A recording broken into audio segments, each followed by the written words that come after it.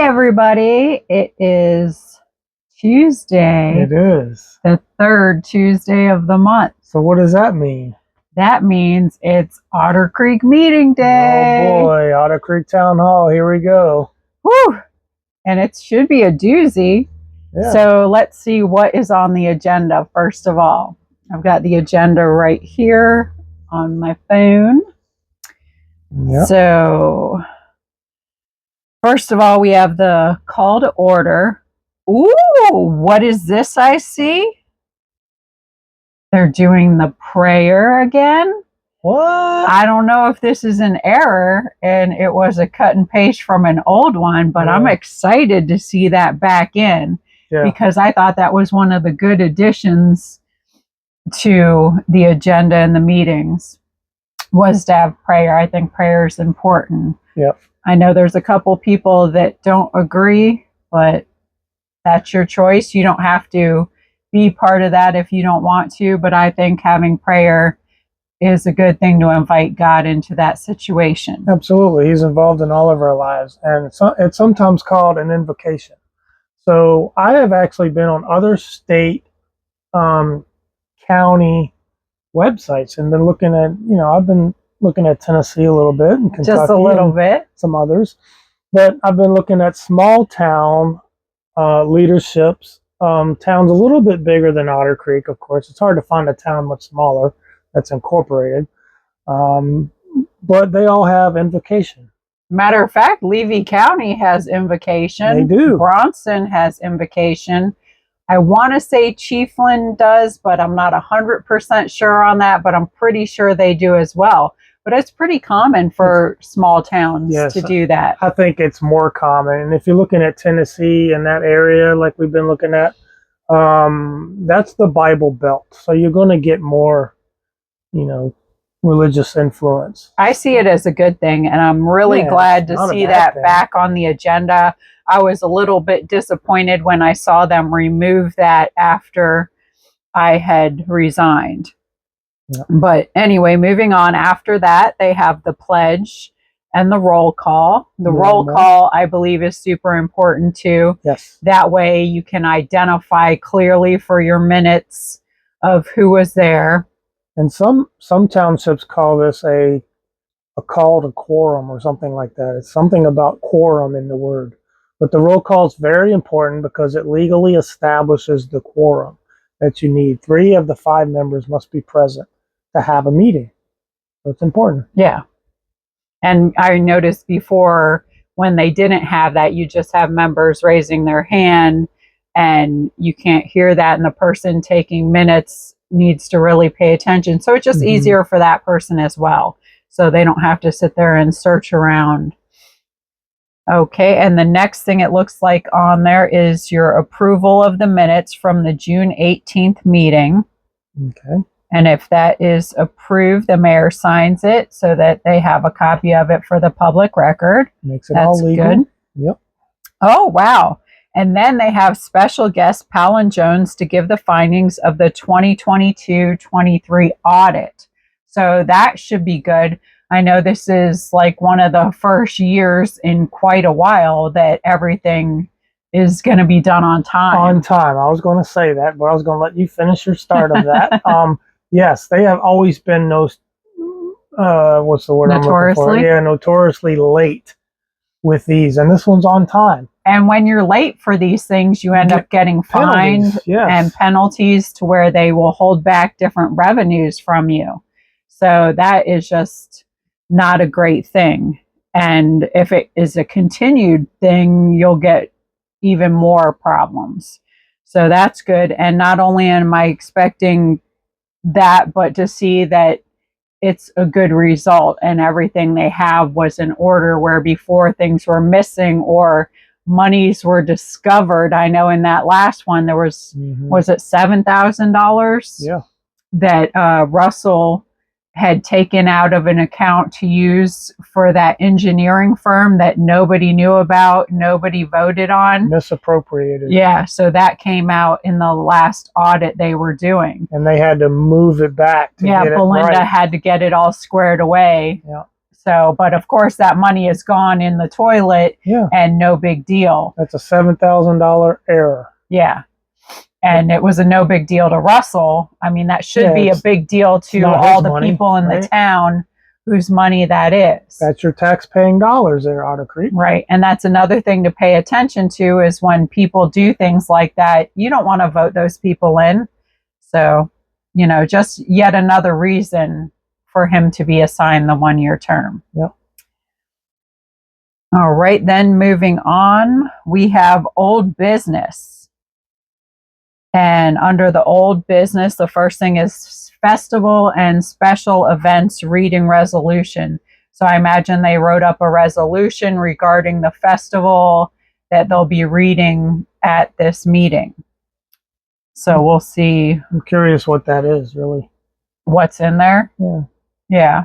I mean, it should be kind of basic, but I don't know what they're going to cover. I'm sure there's going to be lots of questions now regarding this festival and the whole safety. Yeah, and the safety issue of it all, yeah. So I don't know if... you think Laura will chime in with something that she has some safety board? I would be surprised. Yeah, me too. But if she's the one heading up the safety, I don't imagine she actually thought she was going to have to do any real work there. Well, let's see. She'll have a chance. But there's some real work to be done with the safety of Otter Creek, as everybody is seeing now. So the next thing is a reminder about the ethics training that they're having August 1st in Cross City. So that's a very important thing that they have to go to annually. All the board members as well as the clerk need to attend the ethics training, just a little refresher course, or if you're new to the board, you can learn about things. I know we went to the one in Chiefland when I was mayor, and most everybody attended that one. And you learn a lot of things, but you also learn that there's a lot of things that are not so black and white when it comes to ethics. A lot of gray area. Yeah. So that was interesting. And now that ethics has taken over the elections. Well, they've not taken over the elections, but the financial reporting. Financial reporting, yeah, and you know that. So they might talk a little bit more about that. They might have more to say, yeah. And see what's coming in the future, if they're going to do something in between the Form 1 and the Form 6, which I think would be valid to go in between the two, because Form 1 was so vague and Form 6 was too intrusive. So maybe they can meet in the middle and make a Form 3 and get it together. Who knows? What would you think about the state possibly passing some minimum population law? Like, you must have a town of at least 500 people to be incorporated. Because they're the ones they should have a say, because they're the ones that are having to pick up the slack. They're the ones that all the grants go to, because they can't generate enough money from 100 people. I mean, I don't think that would be such a problem, because yes, it is a huge you don't have enough people undertaking, because you're drawing revenues off of the taxes and whatnot. And it's expensive to run a town if you're going to have all the services that should be provided to the people in the town. It can be very costly. And even Kat Kamek, not to cut you off, but even at Kat Kamek's luncheon, she mentioned a lot of these small towns are survived by grants. Correct. That means the state is supporting them. So what if the state were to mandate a 500-person minimum so that there's enough of a population to draw taxes from to support water treatment, let's say, or police? I wouldn't see too much of a problem with that. I wouldn't see anything wrong with that. I think that would be better footing of things, because I don't honestly know what the purpose of the incorporation is. It's so they can make up their own rules. And that's what's been happening. They make it up as they go, or it's to shield themselves from regulation that they don't like. And that's what's happening too. Right, a combination of that. Yeah. So it's something to think about for sure.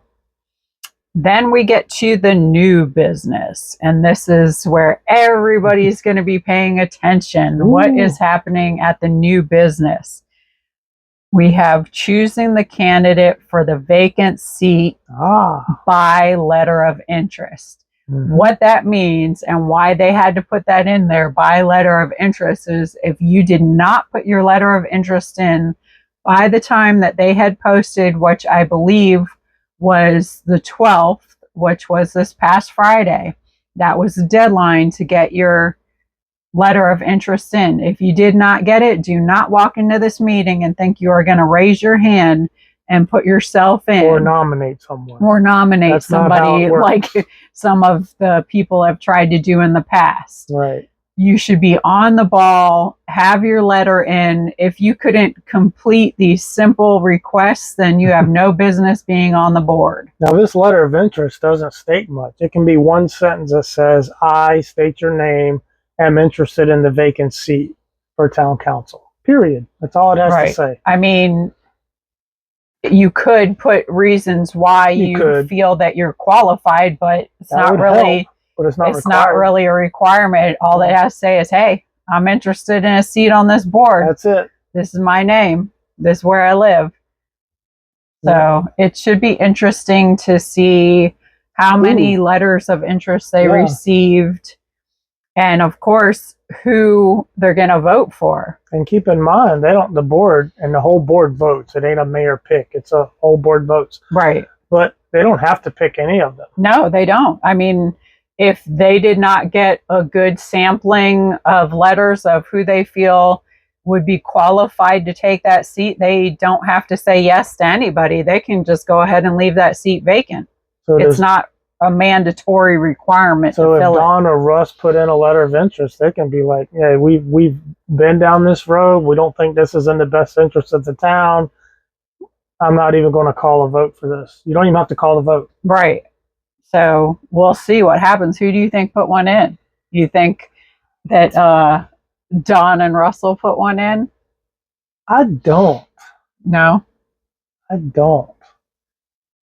I'd be very surprised if Russ did.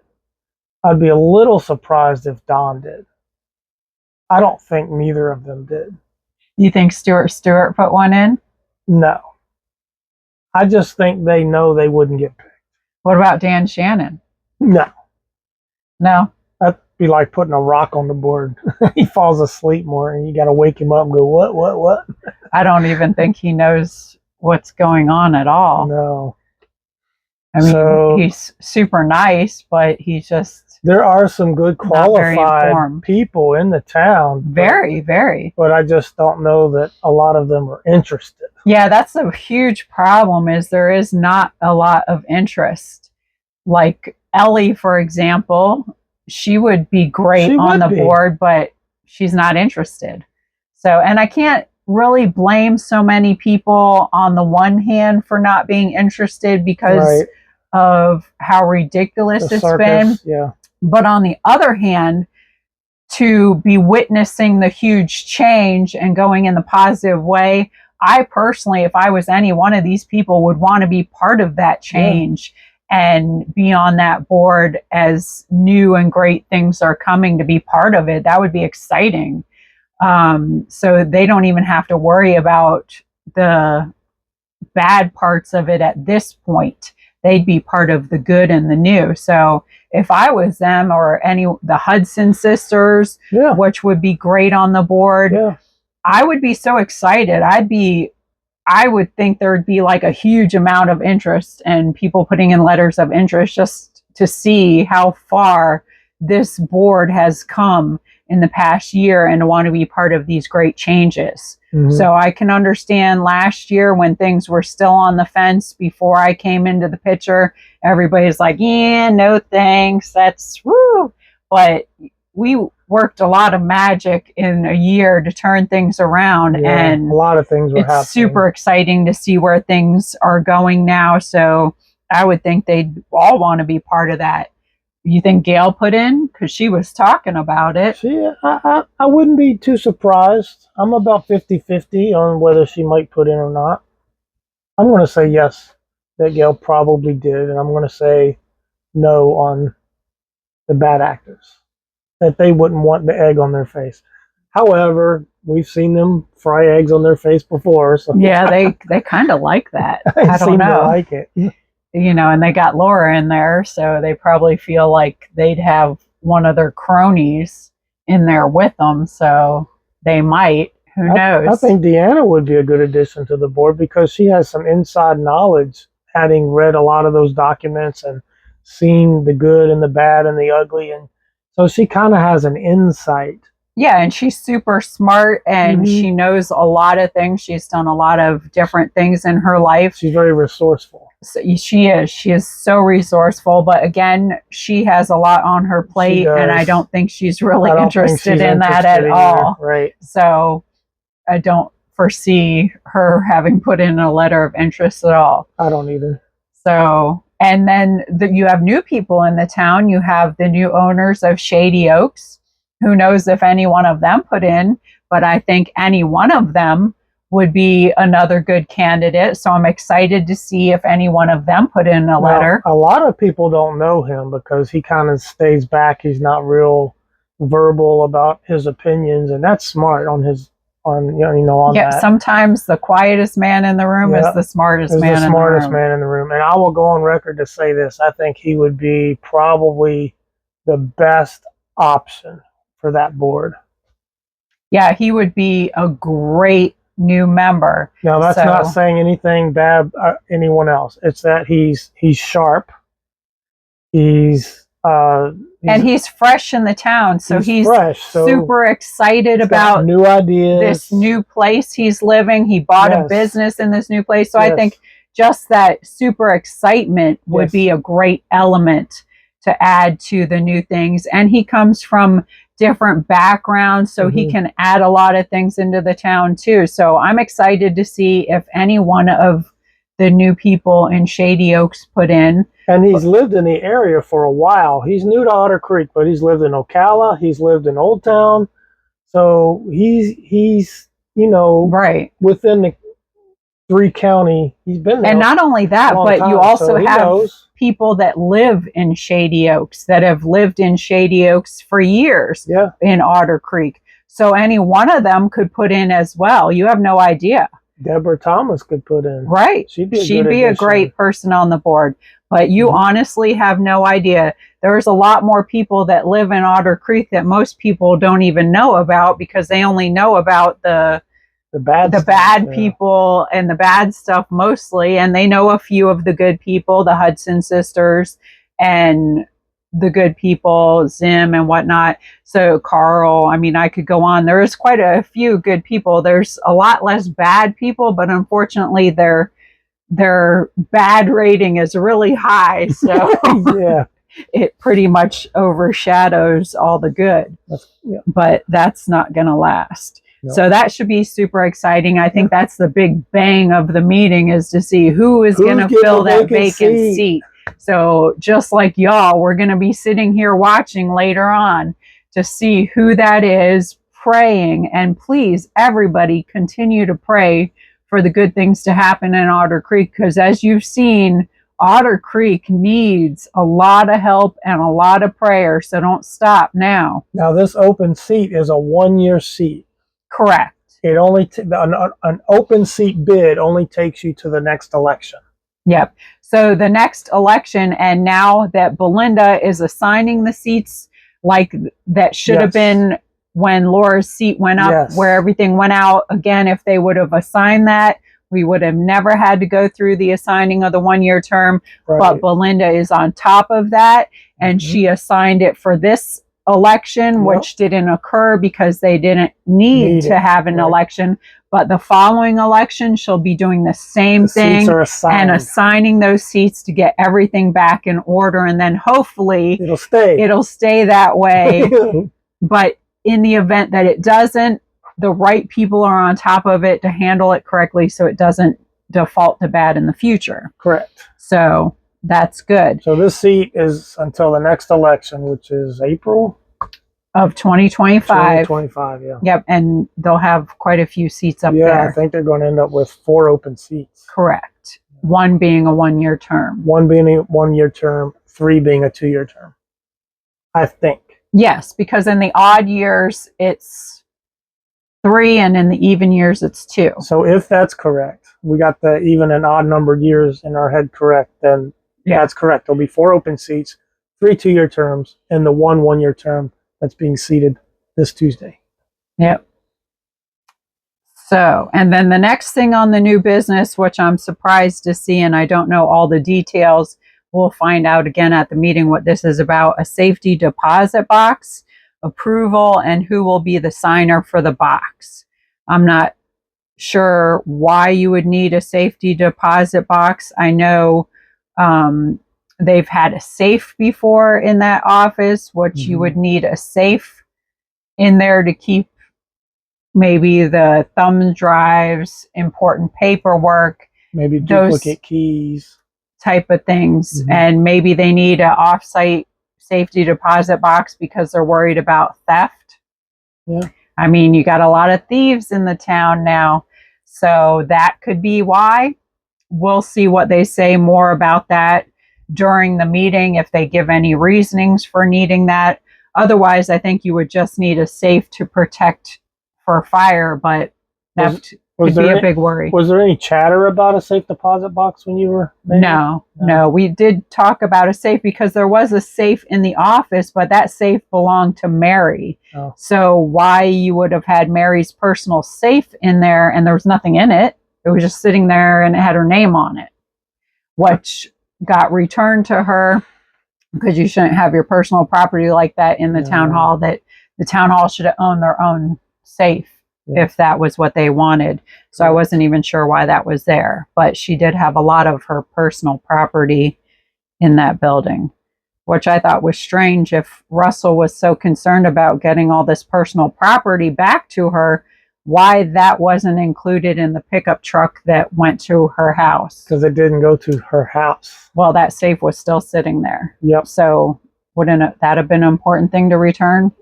Yeah, that's not what he was doing. Just throwing that out there. He was getting rid of some documents that would have pointed at him. Okay. Next up, we have your department reports, which I loved how they're being assigned to people, which is the way it should have been. And that's what I was trying to get to. So I'm glad that that has happened. Mostly, there's still a few members that don't have anything assigned to them, but I'm sure in the future, as things go on and Carl and Joseph get more familiar with the board, then they'll have more things that they do to contribute on the board. But for now, they're just in learning mode, which is fine. So administration, of course, is Belinda. Then for maintenance, you've got Richard. Public safety, you got Laura Mott. She has a lot on her plate. I hope she is really, really thinking about this festival and what she needs to contribute for the public safety, that it's not just about if medical care will be needed or about the fire people, but she has a lot more to be concerned of with the wild animals running around. You got dogs on the loose, and that's another thing that shamefully, one of the board members, Don Severino, his dog is one of the dogs that runs around loose going after people. So I thought that was shameful that a board member, especially a board member's dog, is running loose like that while you're sitting at these meetings and citizens are telling you about dogs running loose. And here's your dog running loose, chasing after people, and you're just sitting there like there's no problem. Anytime something came up about animal control, he never had anything. That was the only time he was quiet. So I just thought that was shameful. You could have helped the town out just by keeping your dog in your house. So, and that dog would even sit on the steps of the town hall, and when citizens were coming to the town hall, would go after the citizens. Like, what a liability. And if you turn your back on that dog, it will bite you in the calf. It'll bite you. So you always had to watch that dog.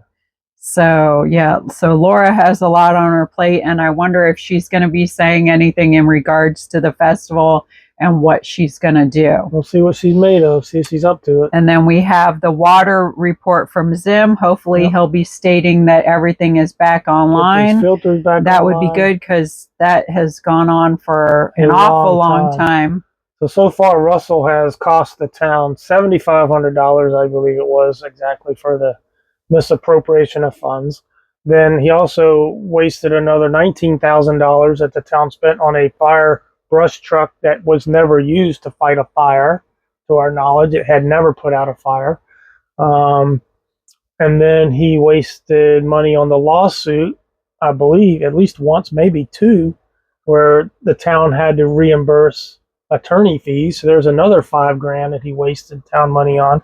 And then it's the pumps. These pumps would not have failed, and I believe they were $10,000 times 2. So there's more money that Russell has wasted the town money on, and he was embezzling money through his son's plumbing business, doing the work that wasn't sufficient. I mean, Zim is very gracious at the meetings during his reports not to name names, because he just wants to move past everything and get past the drama and not keep pointing fingers. But the bottom line is, that's Russell Meeks. There's the name. I'm dropping it. He's the one. That's why another reason that he has no business on that board, because if he cared about a town, you wouldn't be doing those things. Bottom line. You didn't just assign him the 1-year term. He earned it. He absolutely earned it. He should have never been on that board. And you know what? Seeing him constantly sitting in these courts to testify for Lynette shows me how little he cares about that town, because John and Lynette are one of the hugest problems in that town. And he can show up for these court dates, but couldn't show up to a workshop. He couldn't show up to hire a clerk. He couldn't show up to fix anything in that town. It's a disgrace, and it disgusts me. Yep. You tell him. It makes my blood boil that he sits there and professes to care about that town when he absolutely does not. He could take the time to sit there in every single one of her court proceedings to back up a liar who is ruining that town. He should be ashamed of himself. Yep. All right. Whew. Take a little breath. Composure. Bring it back down. All right. So moving on to better things. It's hard to get her riled up. So announcements. Again, we have the children's food table, which comes every other Friday. Then signing up for the email of your water bills. And that should be new to see where they've come with that. We were excited at the last meeting to find out that you're going to be able to pay your bill online. Belinda's doing a wonderful job. I know she's had so much on her plate. She does everything with a smile, and she's great for the town. So y'all should be thankful to have her. Yep, she's saving the town tens of thousands of dollars. Yep. And then you have the Wakasasa. I used to always say Wakasasa. It is so much fun to say. Water and wastewater management co-op meeting. And let's see, it's July 24th, rescheduled due to conflict. August 21st, meeting is scheduled at 1 o'clock in Bronson.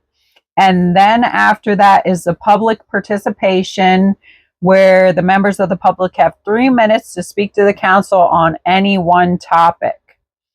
And it says the topic needs to pertain to the town and needs to be respectful with no foul language. So it looks like they modified that a little bit from...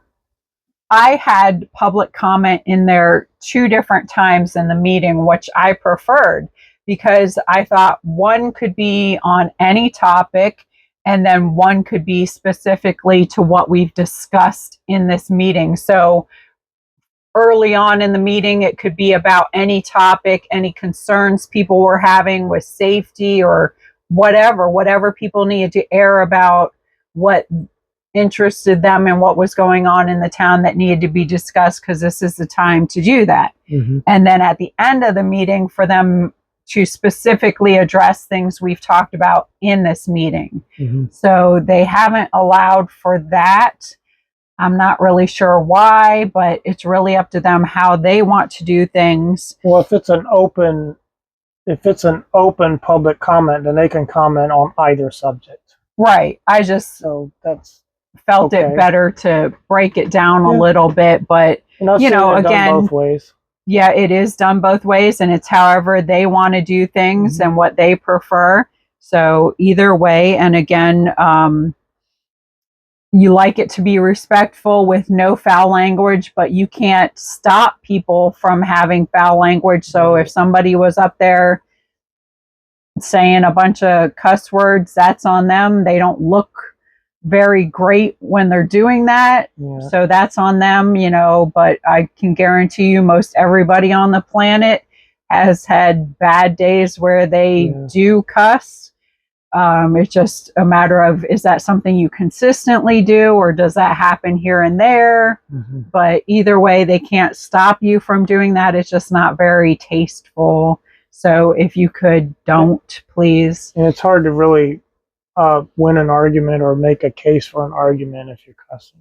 Yeah, I mean, people kind of start to tune it out. Right.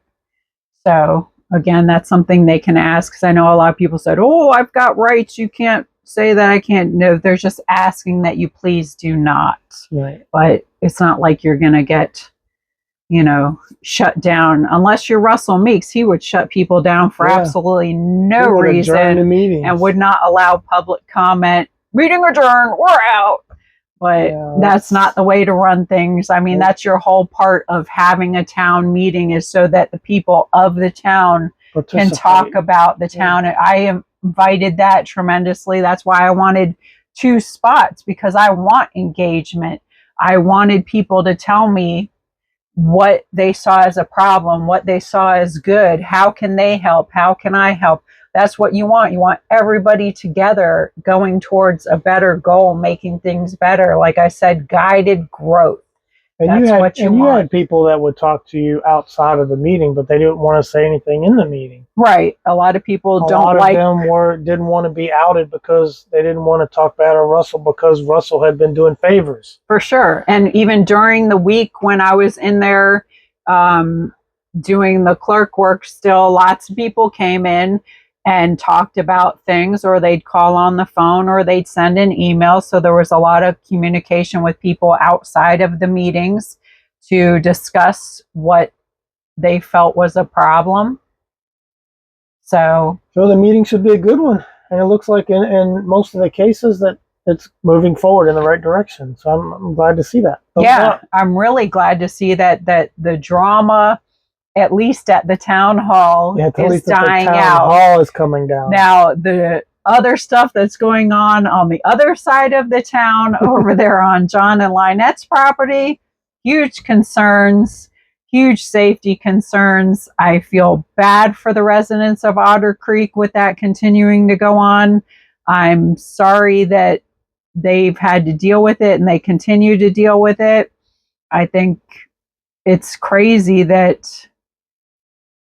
I'm sorry for ever having brought them to Otter Creek to the campground, but you don't know these things. Yeah, it's not your fault. It's not like you invited them there. Well, but it's interesting, and I use the word interesting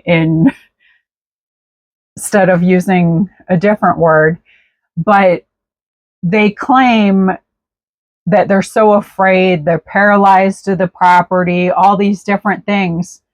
If everything was so horrible there for you, why wouldn't you have put your property up for sale and moved? Yeah.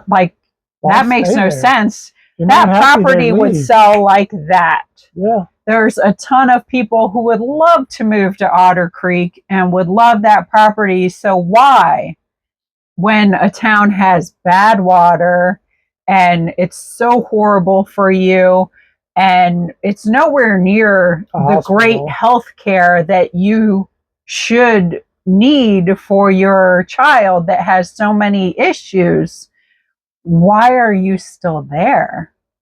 There's no police enforcement. It makes absolutely no sense. So I do feel sorry for Otter Creek that they have to deal with this problem.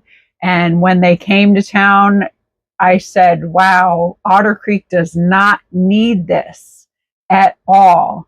So keep praying that this ends and Otter Creek can be a peaceful town.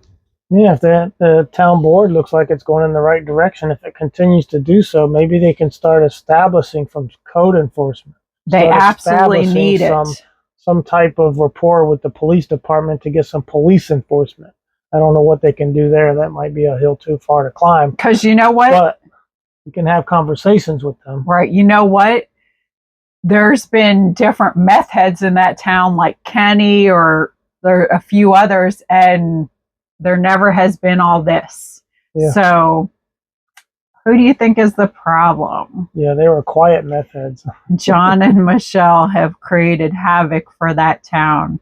And just shows you again that if that's what Russell Meeks supports being in the town, that he's the wrong person to be in charge of anything for that town. He would always look the other way. So why is he looking the other way? What's he getting out of the deal? These are the questions we all have. I'm sure we all know. Well, thank you for joining us. Thanks for joining us. Adventures. We'll all be watching that meeting together, see what's happening. Are not always ziplining and paragliding. Sometimes adventures are talking about Otter Creek agendas. Our daily life is the adventure. So we thank you for joining us on the adventures of our daily life, being able to discuss everything with you.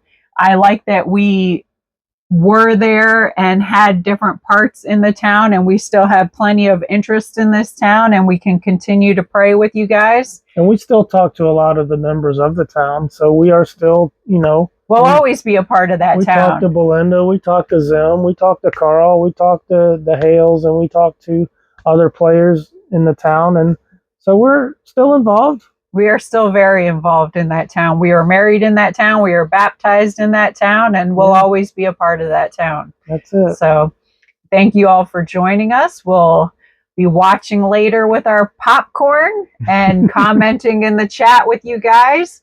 So let's pray for a good one. That's a wrap.